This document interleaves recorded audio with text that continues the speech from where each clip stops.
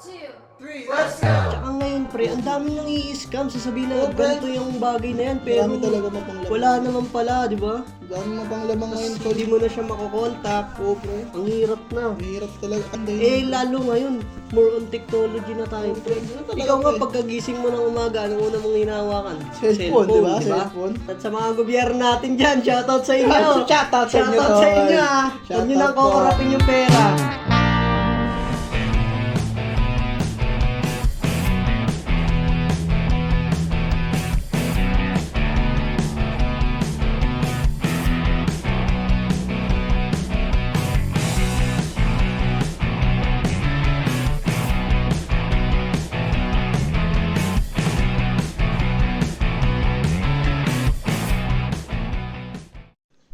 What's up, people of the internet? This is Wayne. And this is Marky. And you're listening to Behind Barriers, an original Spotify podcast.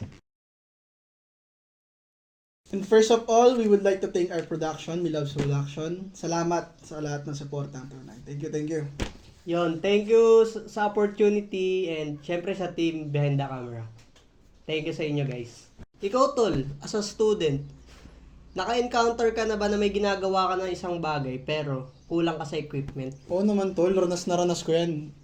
Siguro, hindi lang para sa akin, ha? Para sa akin, marami din nakakaranas ng ganyan, eh. Kaya ng mga estudyante talaga ngayon. Oo, sa ano natin ngayon. Kasi lahat tayo ngayon, halos gumagamit na lahat talaga ng netong mga Equipments talaga. Talaga. gumagamit na talaga tayo. For example, pre, naalala ko itong talagang pag-aaral namin dun sa ano. Yung mga computer, mga luma, di ba? Nararanasan nyo din yun eh, may mga Lagi. subject na computer, di ba? Lalo na nung pumasok yung pandemic kasi online tayo lahat, di ba? Oo, pre, isa pa yan. Lalong, dyan talaga lumabas yung mga ganitong sakit eh, no? Yung mga parang mag-online class, yung iba walang devices na gagamitin. Oo, di ba? yun. Talagang, Sobrang hirap nun. Para sa isang estudyante, gusto niya magpatuloy ng pag-aaral pero kulang siya sa oo kagamitan. naman pre, sobrang hirap na. Lalo na pre, sa mga magulang. Yung mga magulang na, sabihin natin yung mga kumikita lang ng minimum wage pre. Paano yung mga anak nilang ganun pa yung nire-record ng eskwelahan, di ba? Sobrang mahirap nun to. Ayun nga rin. Tas ngayon, kailangan mo ng malaking pera para makabili ka ng mga high-end, high-class pre. na ano. Hindi ka na PC. makakabili nun, di ba, ng mga pipitsugi lang din sa mga kanto. Hindi, pwede ka namang makabili kaso Oo. hindi naman yung sasapat para Oo, pre. suportahan ka. O, lalo na yung mga ano pre, mga estudyante nating nag-aaral ng mga computer course, yung mga engineer, software engineer. Ayan, mga ganun, lalo pre. na yan. Kunyari, ang dream mo talaga na trabaho is, o kaya ng course is, ayun, yun nga yung sinabi mo. Tapos kulang ka sa kagamitan. Paano na lang yung pangarap mo na yun, di ba? Hindi mo naman pwedeng isang tabi na lang yun. Oo pre, talaga. Mahirap talaga yun eh. Lalo na pre, isa pa pre, yung mga mabibili mong mga ganong pera pre. Mga, sabihin natin, kakaunting pera, mga mabibili mo dun pre. Old equipment, di ba? Mga lumang bagay na. Ayun, isa pa dun, kunyari, ang pera mo lang, 5,000. Mm. Sure ka ba sa 5,000 maganda na mabibili mo dun? Diba? Sabihin natin kahit presentable yan. Ang tanong diyan eh yung performance, 'di ba? Tsaka ngayon pre, ang dami nang i-scam. Sasabihin na Oo, pre. ganito yung bagay na yan, pero Marami talaga mapanglaman. wala naman pala, di ba? Dami mapanglamang ngayon, Kasi tol. hindi mo na siya makokontak. Oo, pre. Ang hirap na. Mahirap talaga. Kaya ako yung pre, hirap talaga magtiwala. Kasi ako pre, ranas ko yung pre. Talagang naalala ko pre, may binibili akong parte sa computer ko pre. Talagang scam ka talaga pre. Lalo na mga pandemic pre, doon naglalabasan yung mga scammer na yun eh. Ayaw nilang Lumaban ng compare. patas pre, Yeah, di ba? tama. Hey, Spotify listeners! Want to make a difference in your community? Consider volunteering. Just a few hours a week can help those in need and make your community stronger.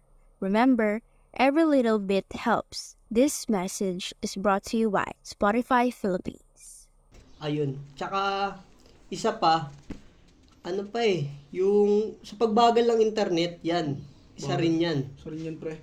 Pre, isa yan sa pumapatay ng mga estudyante natin dito sa Pilipinas. Yung kakulangan ng equipment, yung kabagalan ng internet natin. Kaya, ako talaga, pre, kapag nakikita ko yung ibang bansa na kung gaano tayo nagagapan sa sa mga ganong technology, pre, talagang, sayang talaga yung mga estudyante natin dito.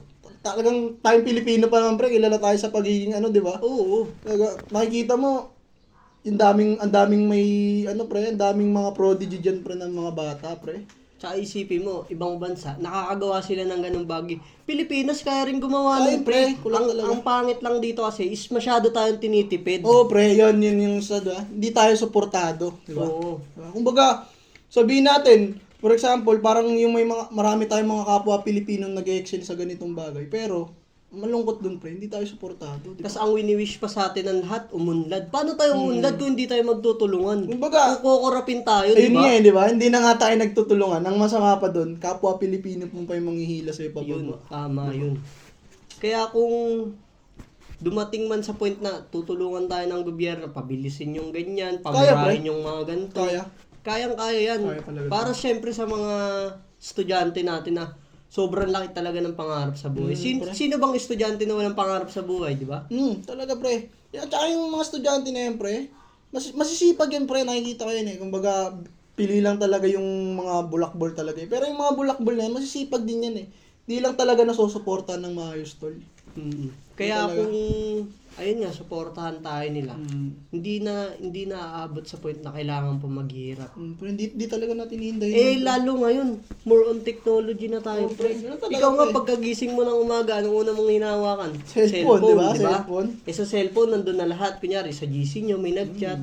Eh, kung mahina yung signal mo, o kunyari, may online class kayo, paano mo mababasa yun ngayon?